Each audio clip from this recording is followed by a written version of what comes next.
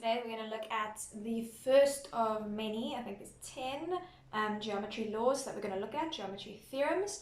So the first theorem says that the adjacent angles on a straight line are supplementary. Okay, now that sounds a little bit scary, but it's really just using the things that we learned yesterday. So yesterday we learned about the fact that if we are dealing with a straight line, right? If we have a straight line, we've got a straight angle, which is 180 degrees. Now, when it talks about adjacent angles on a straight line, it's basically saying if we take that straight line and we cut it into pieces. So let's say I add a line over there and I add a line over there. So now I've broken it up into these three angles instead of one big angle. Those three angles are supplementary. They add up to 180 degrees.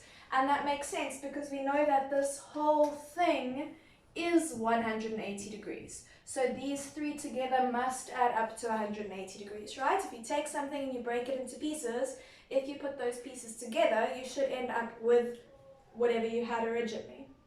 Okay, so that's basically all this theorem is if you take a straight line and you split it into separate angles, those separate angles are supplementary, which means they add up to 180 degrees because we've got a straight angle in total. Okay, now when you do geometry, it's very, very, very important that you put a reason for every single statement you make. So we saw when we did Pythagoras that every time you use Pythagoras' theorem, you must put the little Pythag in brackets as your reason. So same thing here, we need a reason, and our reason for this, and you'll notice that the reasons are generally just what the theorem says, but sort of simplified. Okay, so our reason for this is angles, okay, that stands for angles, so angles on a straight line. Okay, angles on angles on a straight line. That is our reason whenever you use this theorem. And when you set up your answers in geometry, you need to please set them up as follows. You're going to start with an equation that's going to help you solve your problem. So whatever your equation is, it could be Pythagoras' equation, it could be using Theorem 1, which I'll show you how to do. Then next to your equation in brackets, you put your reason. And then underneath your equation, you'll obviously solve the equation.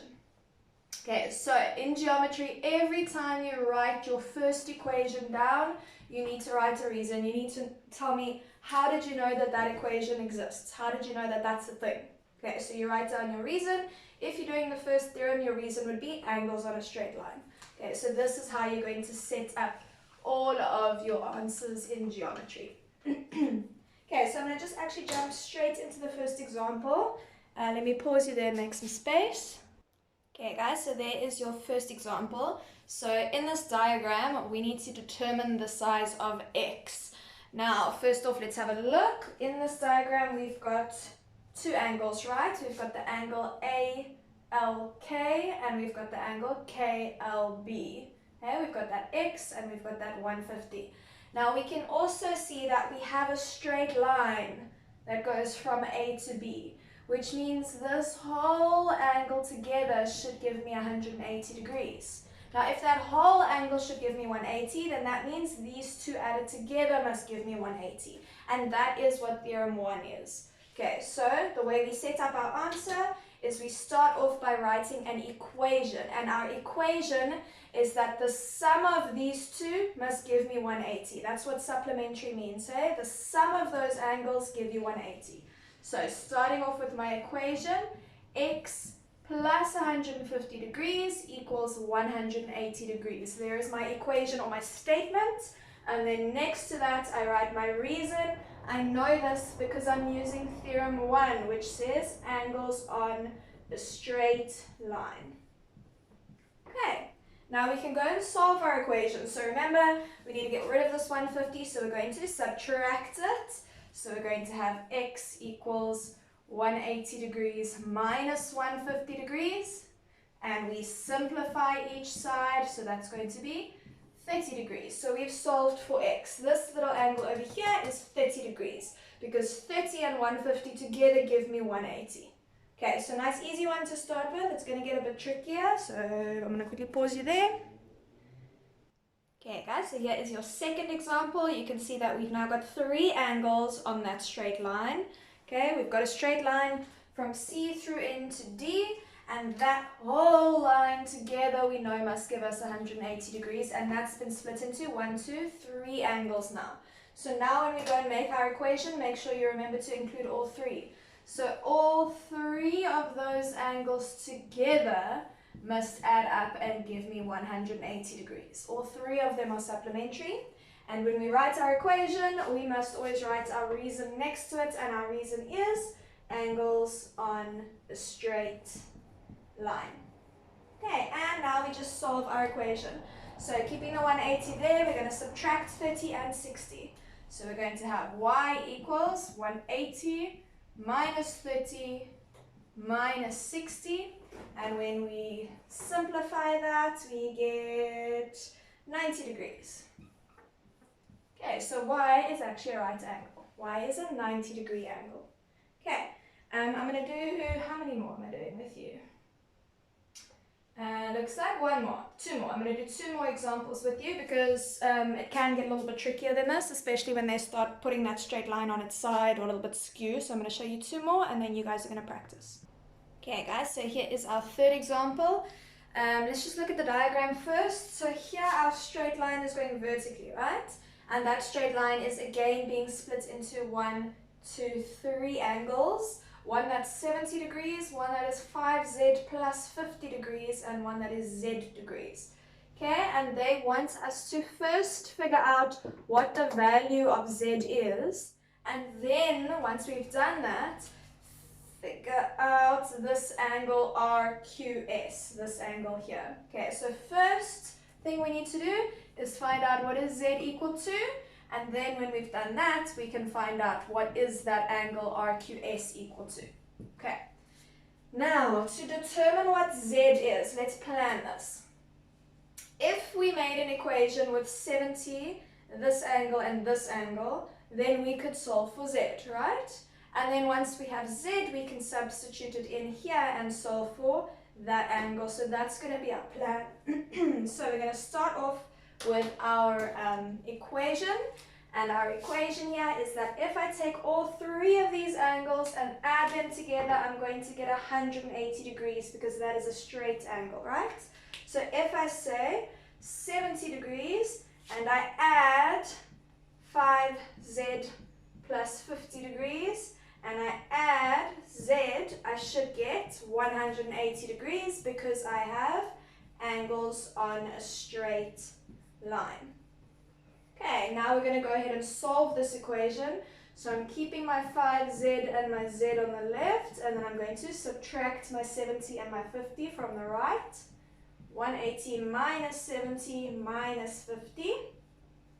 Okay, here I'm going to add those together, add your like terms. So we've got 6z equals 110 minus 50 is 60 degrees. And then, same as always when we're solving an equation, the last thing you do is you divide by the coefficients of your unknown. So we're going to divide by 6 on both sides, and we find that z is 10 degrees. So we've done the first part of the question. We now know that z is 10 degrees. Okay, so if we know that z is 10 degrees, and they want to know what is the size of this angle RQS, well, we know that the angle RQS is equal to 5z plus 50. So let's write that down. We know that the angle RQS, which is what they're asking for, is equal to 5z plus 50. But hang on, I've just written down an equation. And in geometry, every time you write an equation, you have to have a reason. So I knew this because I had angles on a straight line. How did I know this? I knew this because they told me in the question that RQS was 5z plus 50. Okay, they told me this. And when they give you the information you need, then your reason is given. Okay, so because they told me this in the question, in the diagram, they told it to me, my reason is given. I didn't use a theorem, I used information from the question. So we're going to use this reason given if the information is told to you. Okay? So if in the question they give you that information, they tell you that equation, then you can say the reason you know it is because it's given. Okay, so now we can go ahead and carry on with this. So RQS is equal to 5Z plus 50. We can substitute in now because we know that Z is 10 degrees. So instead of Z, we're going to put 10 plus 50, and we're solving for RQS. Okay? So we can now say RQS equals 5 times 10 is 50, plus 50 is 100 degrees. Okay. Alternatively, hey, you could have actually done this another way. Alternatively, you could have said, well, if that's 70 and Z is 10 degrees, right? So we worked out that Z was 10 degrees. Then what must this middle part be? Hey, 70 plus 10 plus what gives me 180? 100. You could have done it that way as well. Then you would have set it up as though you're doing another one of these. Okay. But I think that's probably the easier way to do it.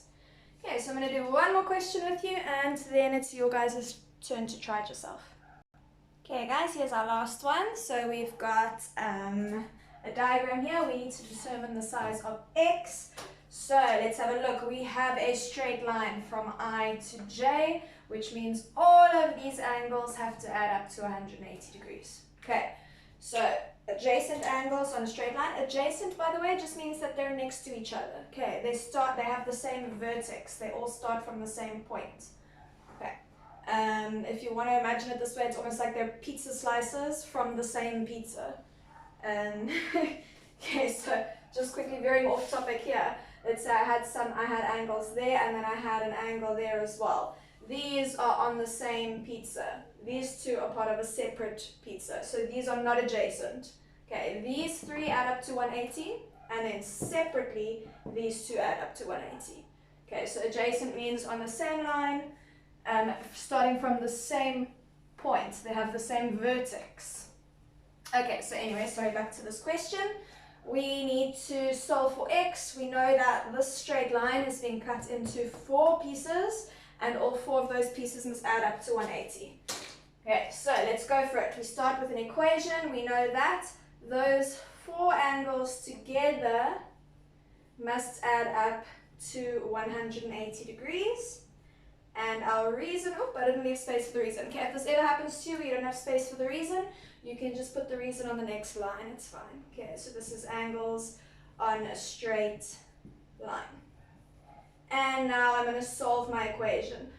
All my x's are on the left, all my constants are on the right, so I don't need to move any terms. I can go straight to simplifying both sides. So I'm going to have 1x plus 2x plus 3x plus 1x is 367x.